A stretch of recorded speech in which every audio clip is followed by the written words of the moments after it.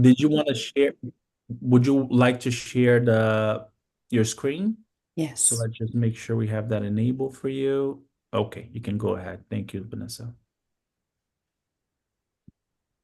You guys are going to say a prayer first. Yes, that is good. Do you mind, Anna? I am just so flustered because Yeah, we because started I'm late. trying to figure out here how to do The the Facebook. Facebook. Yeah.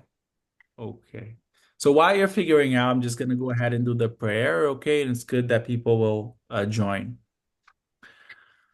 So I know we're all busy and with our lives and everything that happens in the background behind the screen. We'd like to invite all of the participants to take a deep breath,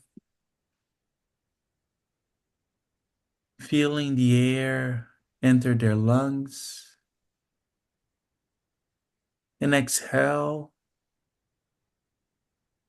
while raising our thoughts in gratitude for the opportunity of being together to learn and educate ourselves so that we may be a better version of who we wish to be, so that we may seek in the gospel the strength we need for life, and that we may answer offenses with indulgence, with patience, and forgiveness.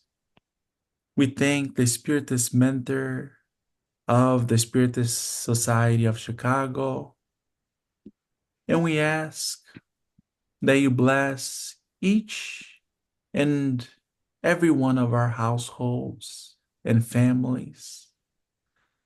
And in particular, we ask that you bless and inspire our guest speaker of this evening, Vanessa, so that her words may not only land in our hearts, but produce fruits of charity, of consolation, of hope within ourselves and to all of those around us. Stay with us today and always, divine friend Christ. So be it.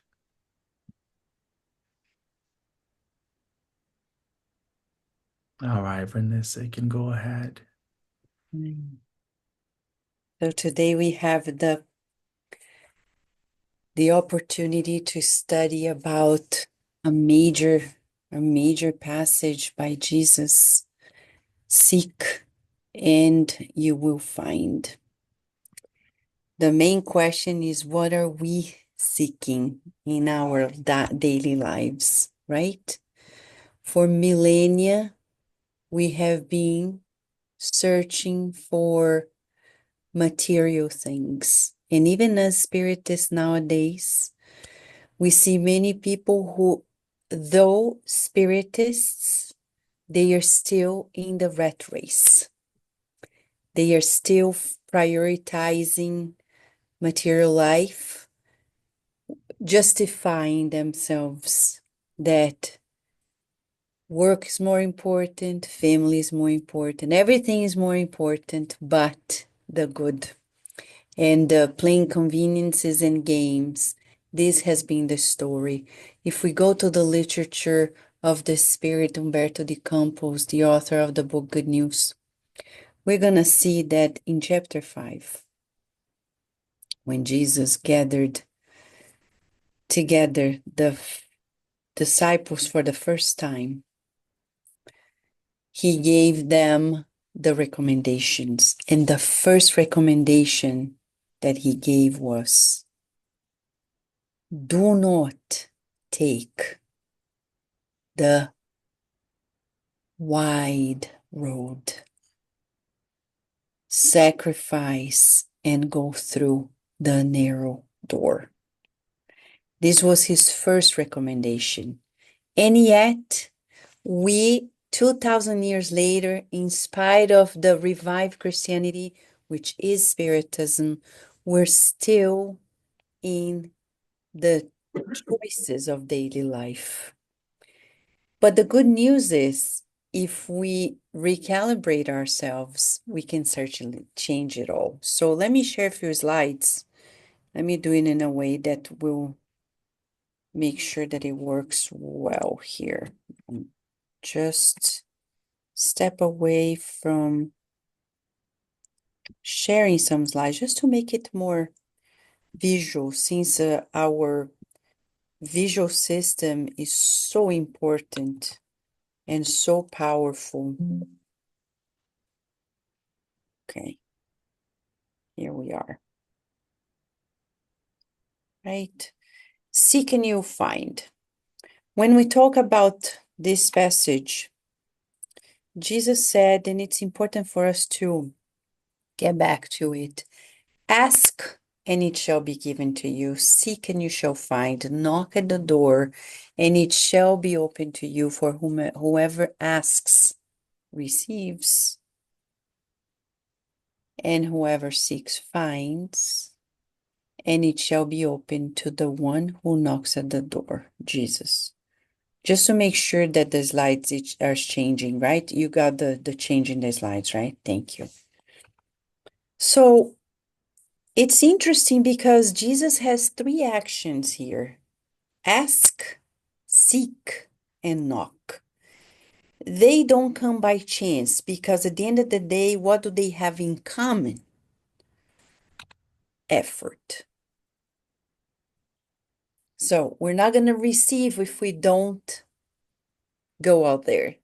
We're not going to find if we don't seek. We're not going to have the door open if we don't knock. How many people, they feel like, oh, I wish I could reconcile with that family member. But what efforts are we doing? We don't even pray for that family member. True story. In the Spirit Society of Baltimore, when we're doing fraternal counseling, we never say the names, but the story is very meaningful to all of us. This woman came after the divorce. She had a little girl.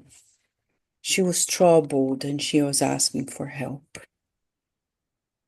And she said, I always wanted to have another child with my ex-husband, but he divorced me for another woman before we did so.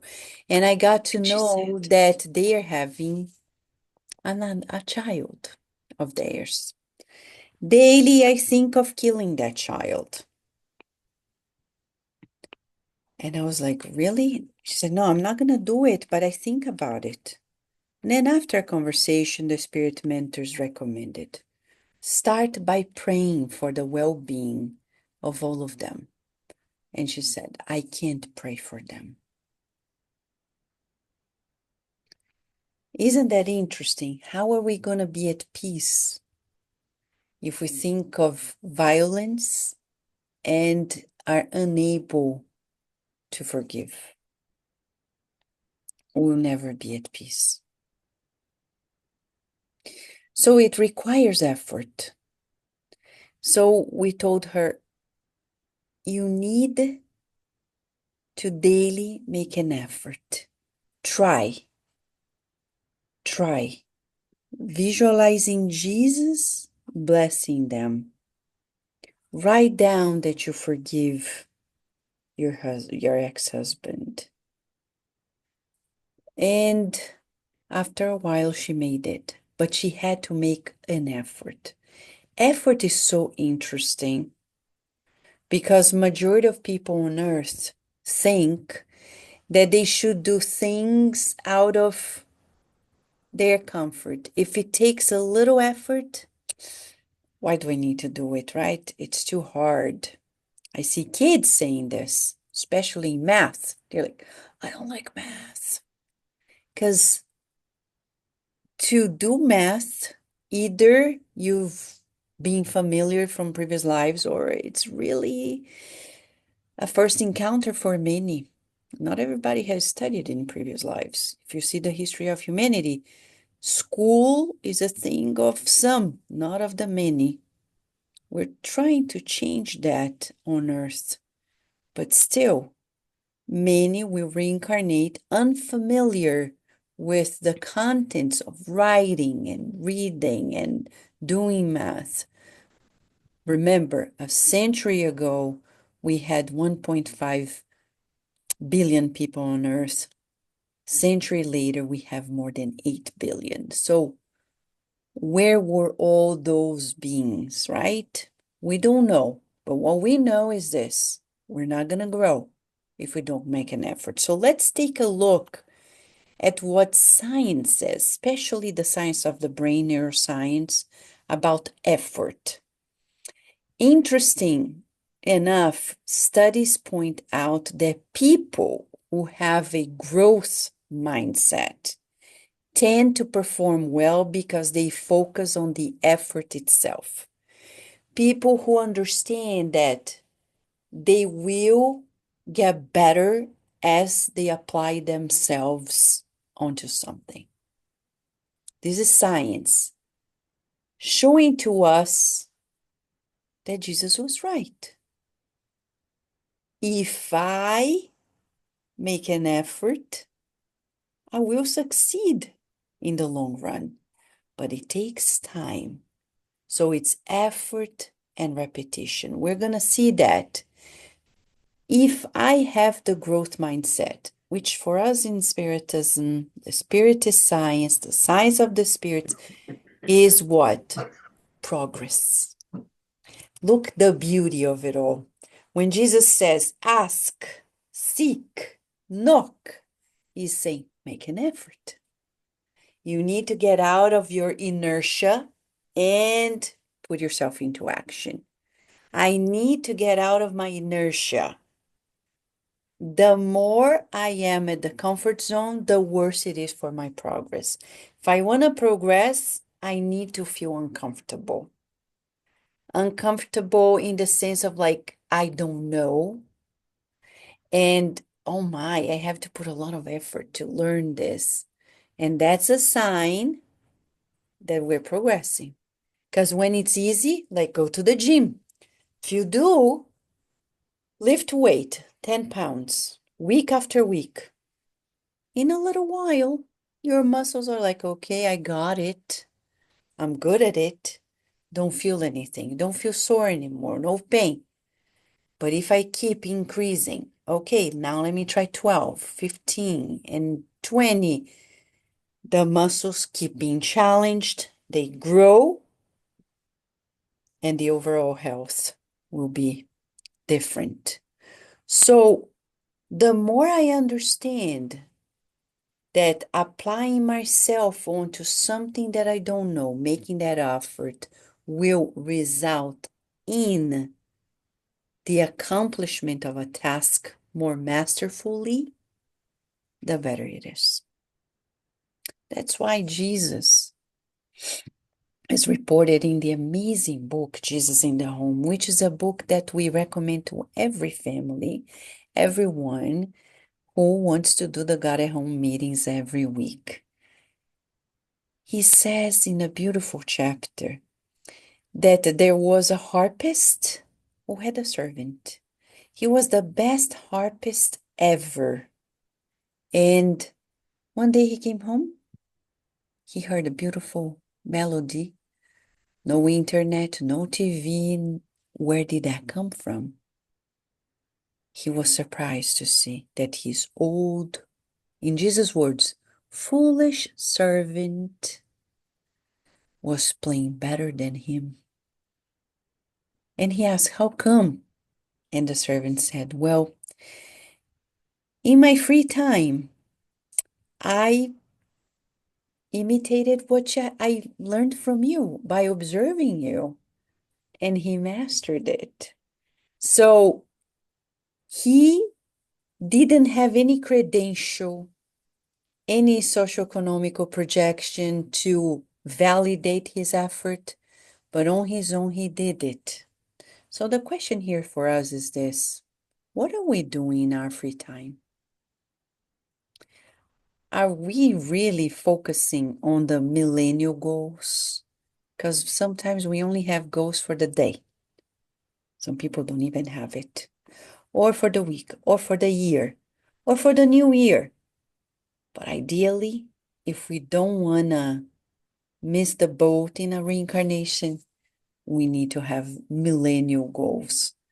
Goals, immortal goals, goals that will be achieved everlastingly, right? So again, this ask, seek, and knock requirement, the requirement is effort to fulfill it. We learn in the book Evolution into Worlds, way before science proved to us that it's worthwhile applying ourselves to fulfill something and achieve it. André Luiz, through the medium Chico Xavier and Valdo Vieira in 1958, explains to us throughout the book that we evolve through effort and repetition. So it's not enough to say, some people in their reincarnation, you may recognize this.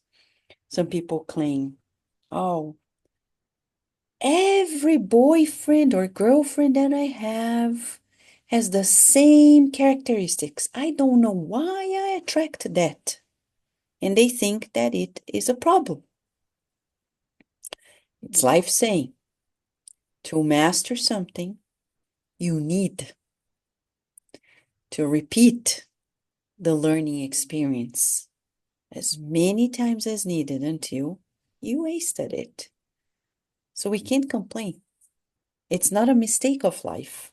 We are attracting what we have emanated, and that's the other thing too. When Jesus says to us, ask and it will be given to us, seek and we'll find, knock and the door will be open, he's disclosing to us the dynamics of the law of God. And what are the dynamics? The law of the mental field. In that statement, he's saying, make an effort. But how does that work? It starts in the mind.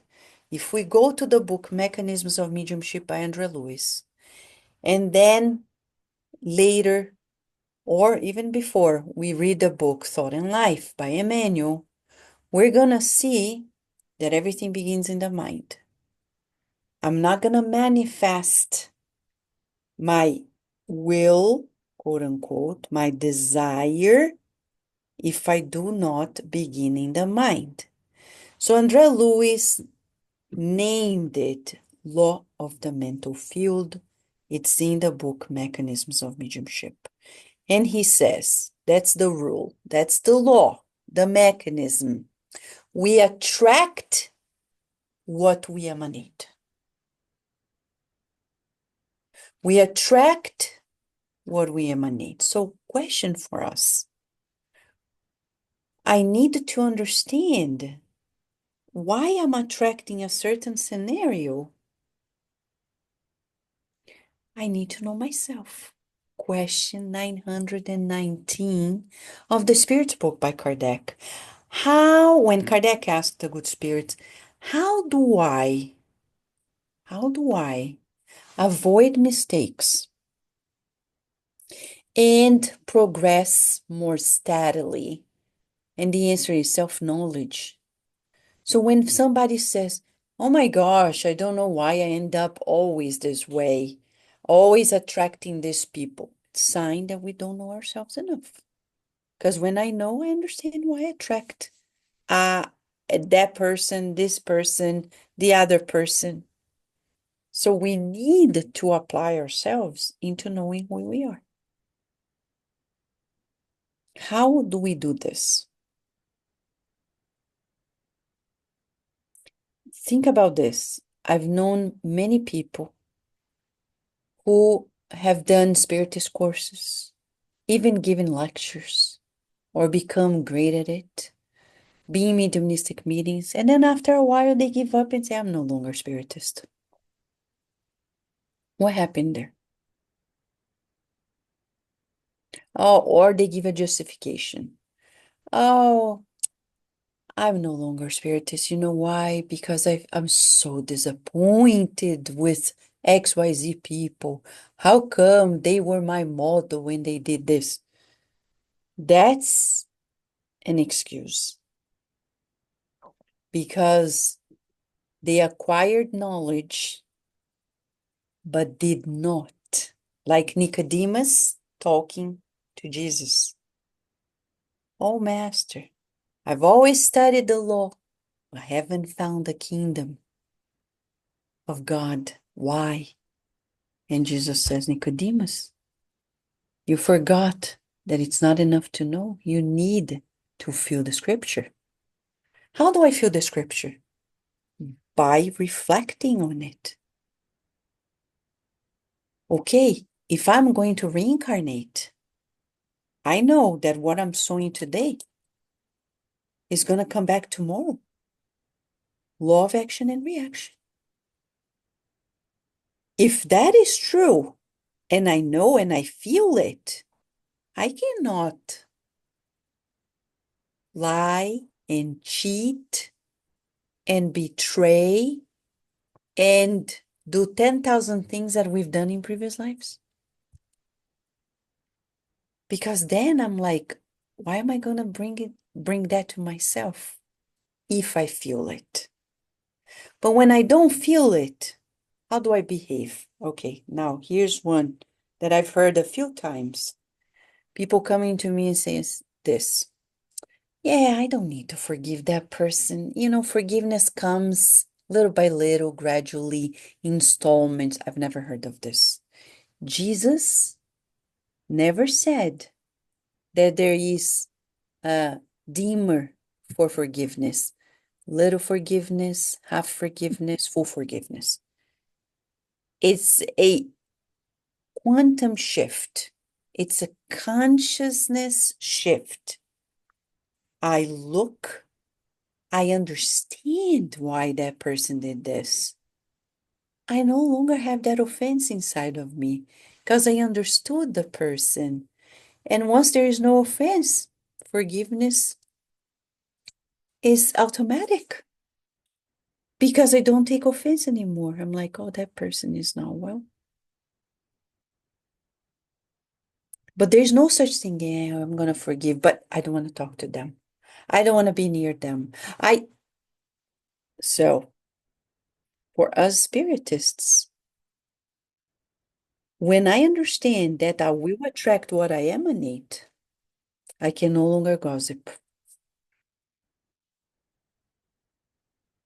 I will no longer feel jealous or envious of anybody because I'll say, how can I be envious of Michael Phelps, the greatest Olympian of all times?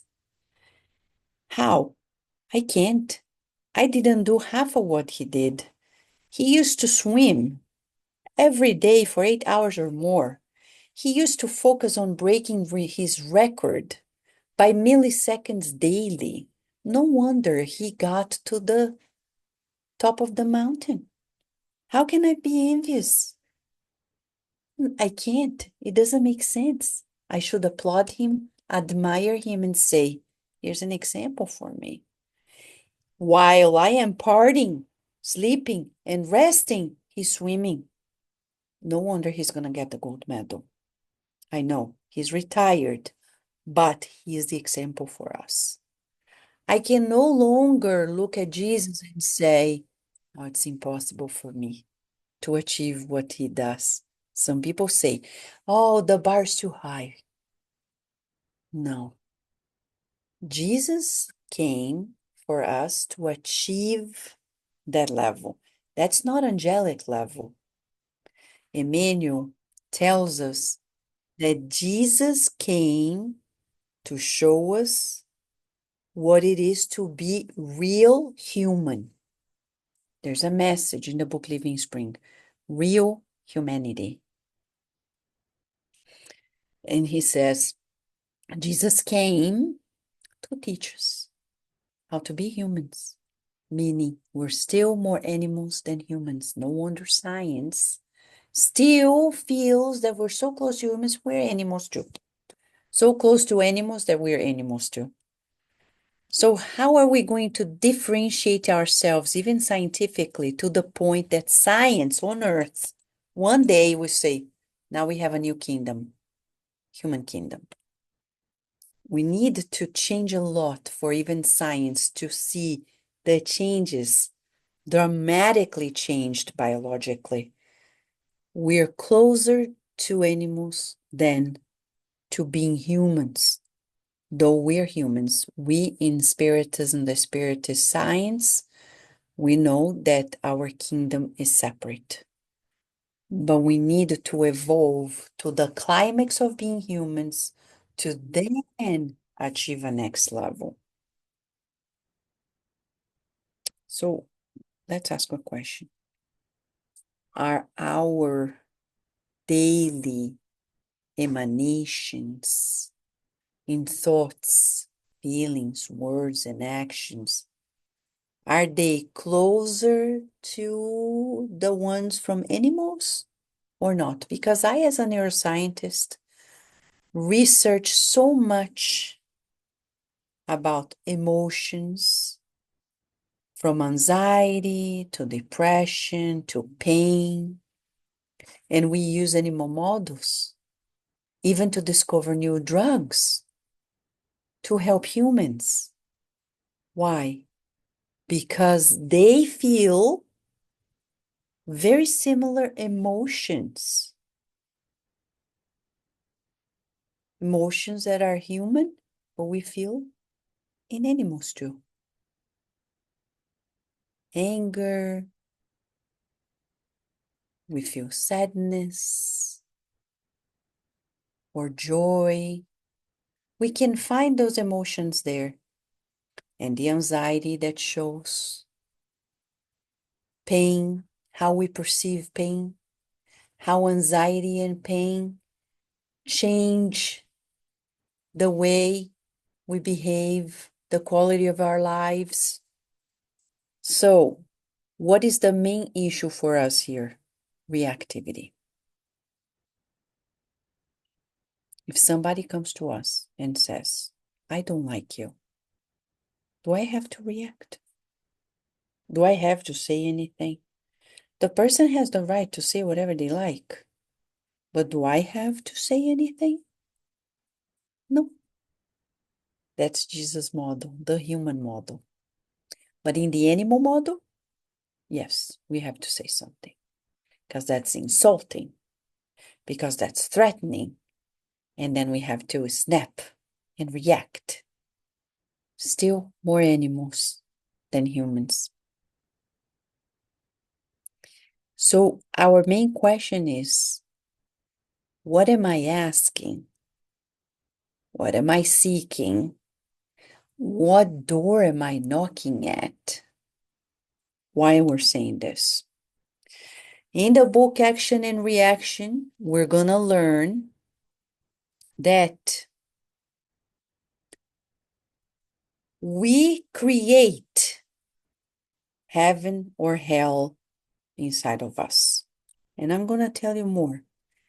This seek and you'll find that Jesus told us, disclosing the dynamics of the law, contains a divine process that, as Kardec says, in the Gospel according to Spiritism, in the very chapter that we're studying, it talks about how we achieve what we want. We need to labor it, the law of work, and then consequently the law of progress, because progress is a child of work, and work sets in motion the powers of intelligence.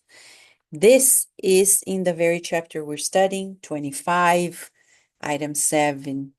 So again, material science, the Spiritist science come together to reveal to us that to achieve the manifestation of a dream, a desire, we need to work on it. We need to put an effort, repeat, and then we're going to see progress. Growth mindset. Important to teach our children and grandchildren, but important to learn it ourselves. And some people think because they are already older, oh, old dogs do not learn new tricks. Mm-mm-mm. Neuroscience proved in 2002 that that's not true.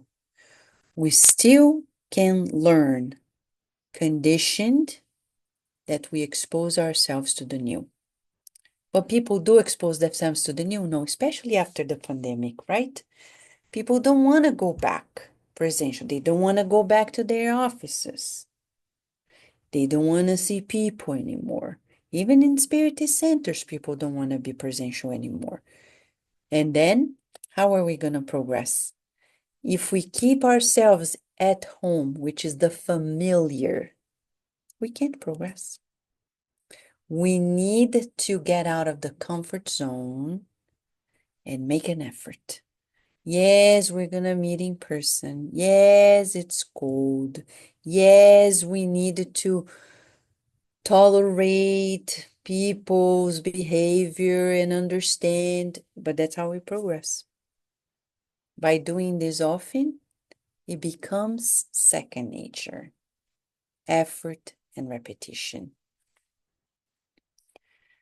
Kardec complements by saying that God knows our needs and provides for them according to what is necessary. Now we're going to enter another feature of what Jesus wanted us to think about this dynamic process of the law of attraction in general, the necessary.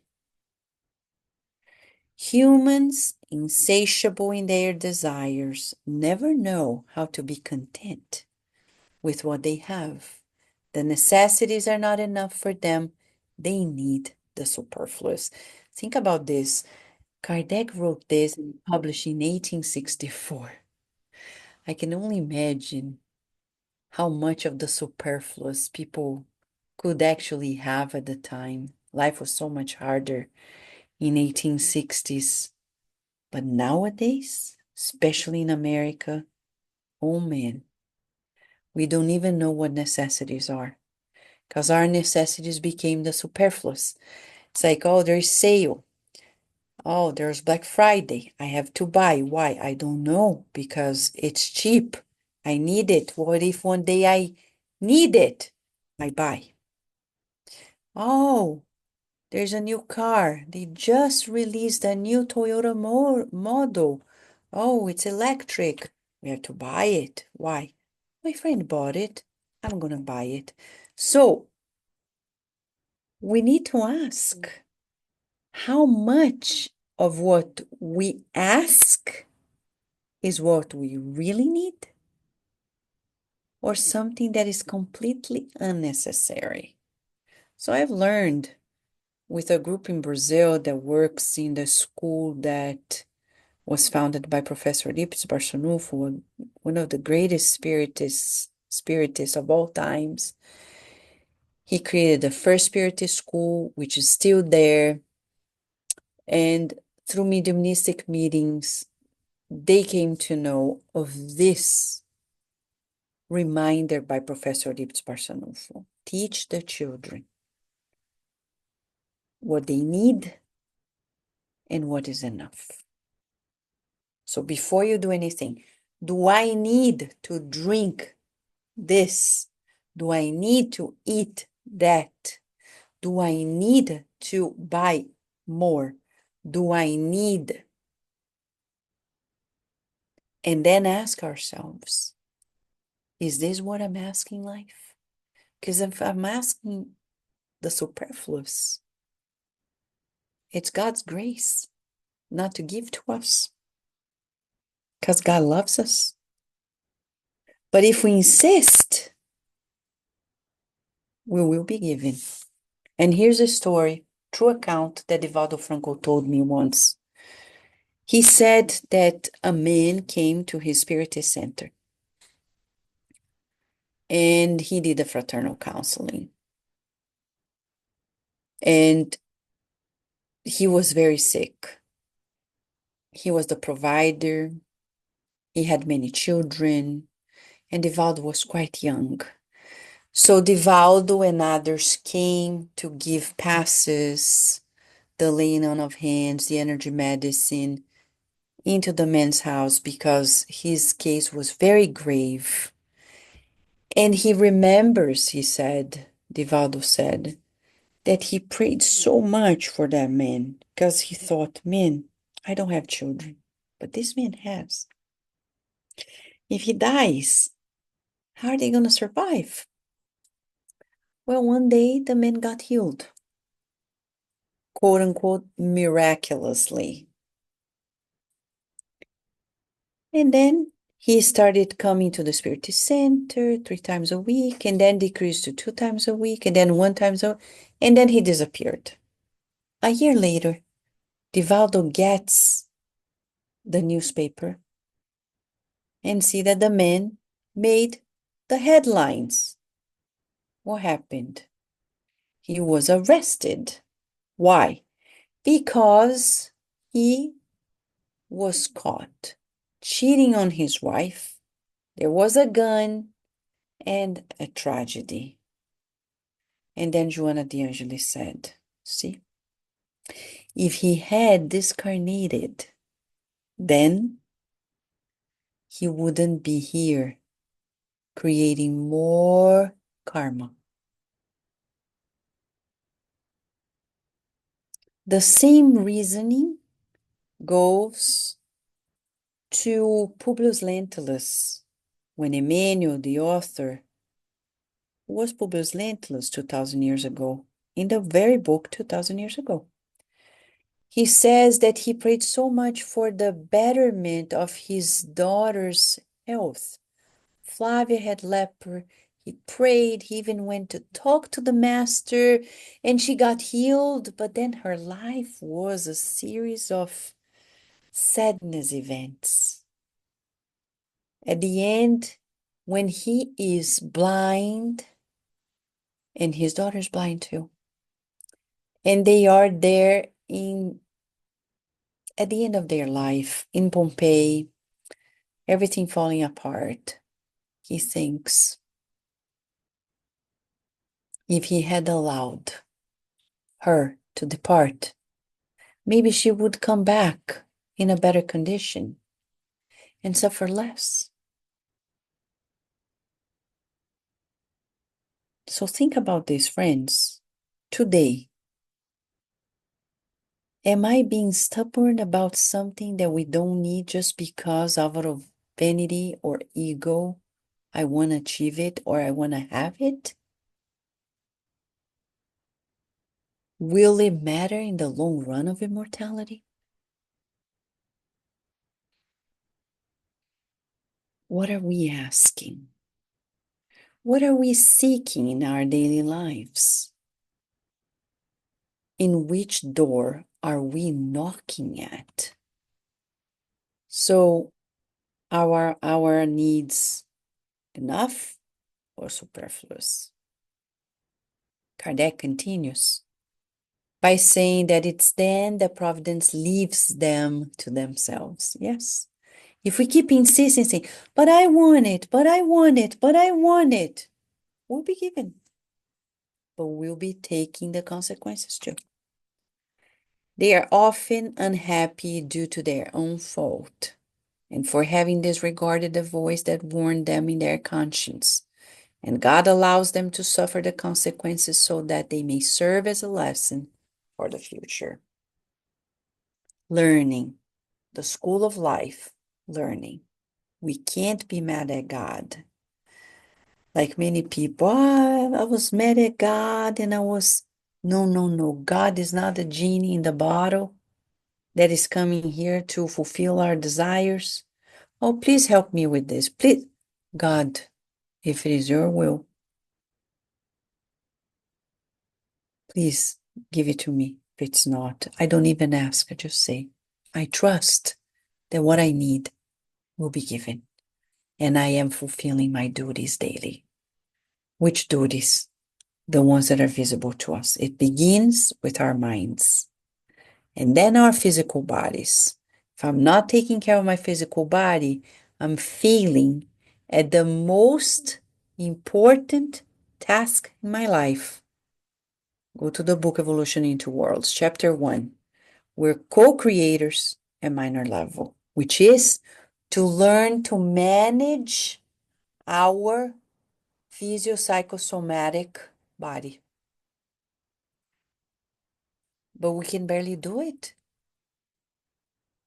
And then the rest of my life will be a natural consequence of that discipline.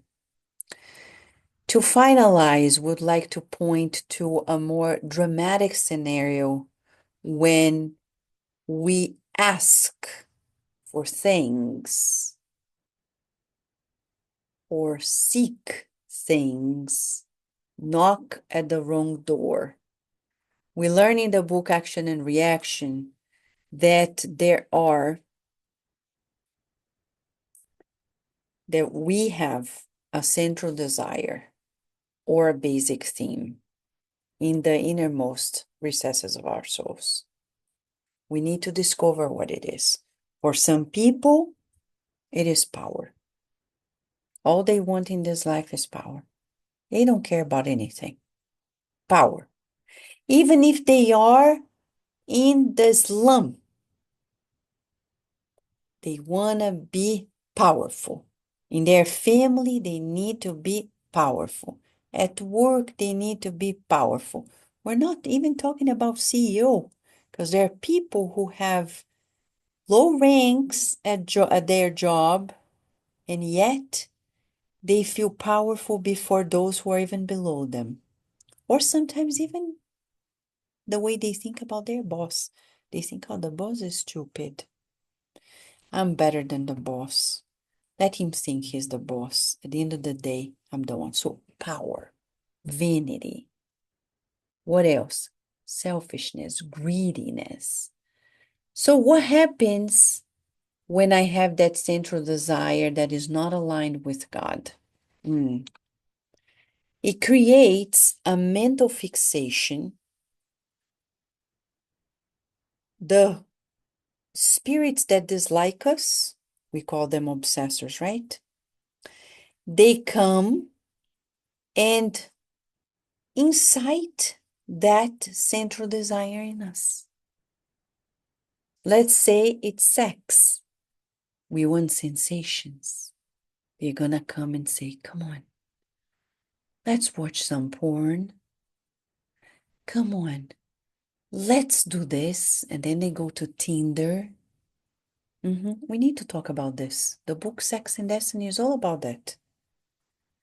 And then we see that they come inciting us to go there, creating these technical illusions. And these are words of the very obsessors of the teachings of the schools for Avengers in the book Action and Reaction.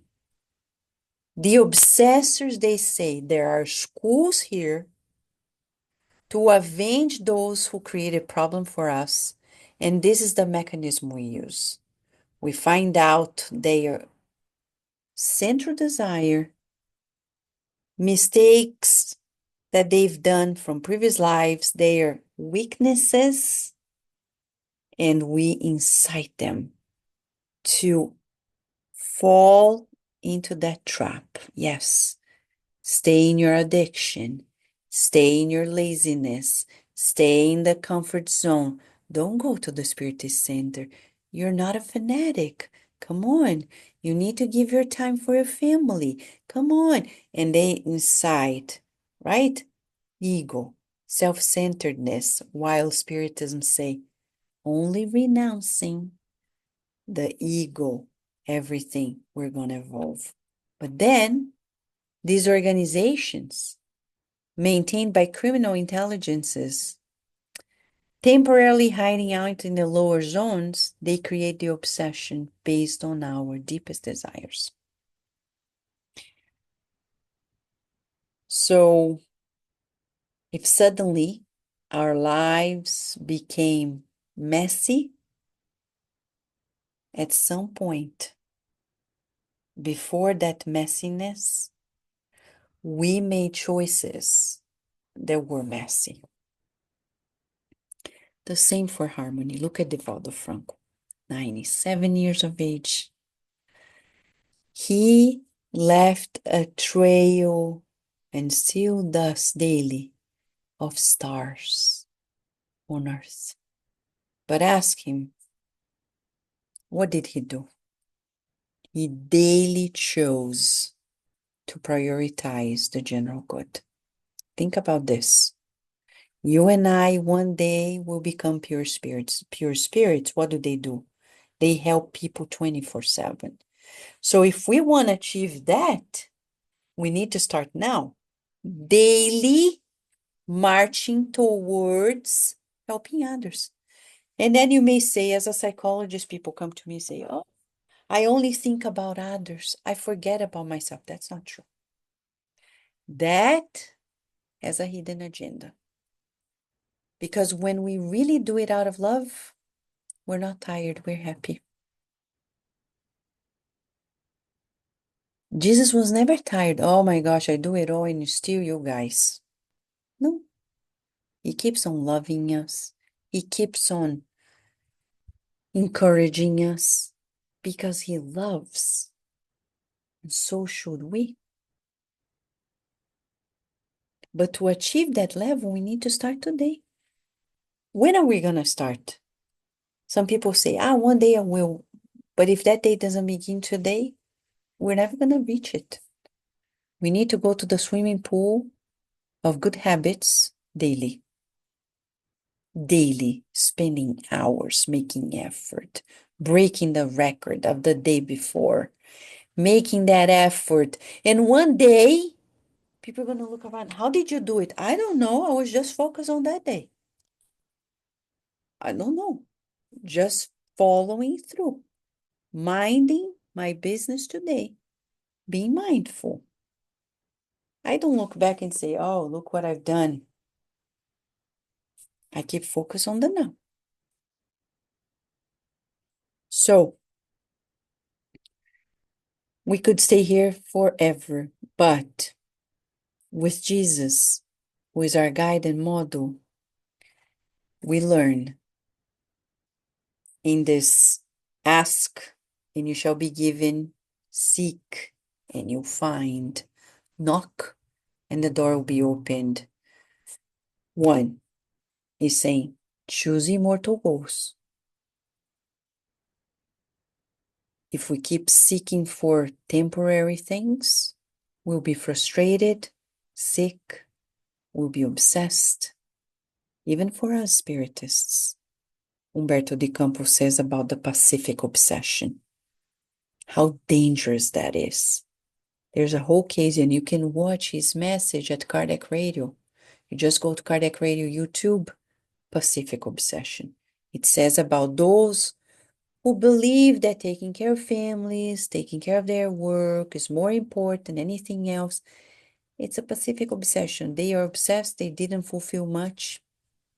They're going to discarnate, missing the boat. So, love requires an effort. The other day, I was talking to my daughter. She's 11 now. And I said, yeah, Virginia, you need to learn to love that person that is so difficult and forgive. And she said, but Mom, do you love? And I said, good question. It requires a daily effort. I'm learning to love. And there's no shame on it. As long as I have a goal. I am making an effort. The effort to achieve that goal. It's like climbing a mountain. Another message for us today is we are here to progress and we can do it. We need to understand that progress is inevitable for us. But if we make it consciously, we get there faster. And if we get there faster, we're happier. Deep inside, we're light. That's our essence. It's a good essence for all of us. And that's why Jesus said to us, go, ask, seek, knock. The good door. Seek the good. And to finalize, Emmanuel says the best direction to get rid of the shackles of our past. Chapter 10, the book is Thought in Life. He says we need to seek the good, feel the good, visualize the good, and know the good with all the resources we have at hand. How about that, friends? Thank you. Thank you so much, Vanessa. Beautiful lecture. Give it a second for the lessons to sink in as folks think about everything. I know you have to run, so I'm just going to give an opportunity, if you don't mind, Vanessa, a couple of minutes just for people say their thanks. If you have any pressing questions, but with the awareness that Vanessa doesn't have too long. It's 10:02 here in the East Coast, so she has an 11-year-old waiting for her. But feel free again. Thank you so much, Vanessa.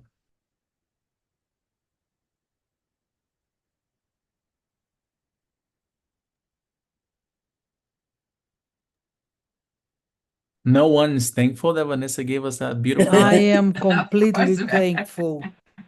I am really, really thankful for what the entire speech, because we have to repeat to ourselves every day. So it's always a light in our lives. Thank you, Vanessa. Joanna says amazing lecture. Thank you so much. And again, Vanessa, just for the record, Ivna, thank you, Vanessa, for reminding us that we should focus on putting more effort than we do. Absolutely. And for your I, transparency. I thank you as well. I think I was thinking the same thing, that emphasis on a daily effort and just visualizing that goal. I mean, we do that for so many other things. I do. I need to do it for this. So that was great. Thank you so much. Mhm.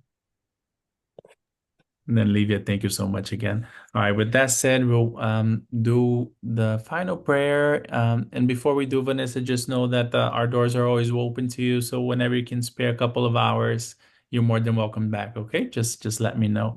Um, Don, if you're by the mic, would you mind doing our final prayer, my friend? Sure. Our beloved Creator, we express our gratitude for this opportunity to learn and the blessings that you shower on us through Vanessa. We thank our mentors, our teachers, and our guides for being with us, guiding our thoughts and minds and hearts through this evening, that we may learn valuable lessons that you speak through one of our beloved teachers. We ask for your healing, love, and loving blessings to be spread throughout this world to help us continue to advance and to soften the hardened hearts of those who still seek conflict. In Jesus' name we ask for this. So be it. So be it.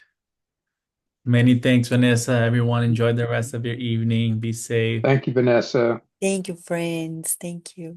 Bye bye. Love you. Thank you. Thank you. Thank you.